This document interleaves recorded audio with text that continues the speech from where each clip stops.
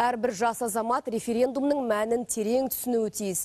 Мәжіліс депутаты Сауытбек Абдрахманов студенттермен кездесуінде осылай деді. Жиында депутаттар конституциялық реформаның жай жапсарын баяндады. Сауытбек Абдрахманов жастармен кездесуде суперпрезиденттік жүйеден арылып, партия әлеуетінің артуына ерекше тоқталды. Сондай-ақ студенттерді мұндай саяси маңызды мәселеге атсалысуға шақырды. Яғни кәмелетке толған азамат жаңа Қазақстанды құру үшін өз үлесін қосуға міндетті дейді. Референдумға үш апта қалды, аз уақыт. Бұл кезеңде біз бүкіл халыққа, әрбір дауыс беруші азаматқа алдағы оқиғаның мән маңызын терең түсіндіруге тиіспіз. Парламент мәжілістерінің осы күндердегі тыныс-тіршіліктің барлығы осы мақсатқа арналғандығы анық.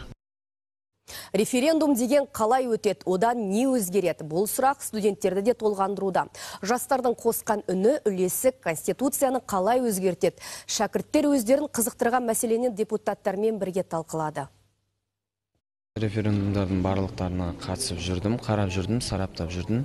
Осы біздің Қазақстанда түбегейлі ақырындап жаңа Қазақстанның форматына өзгеріс келіп жатқанына өте қуаныштымын.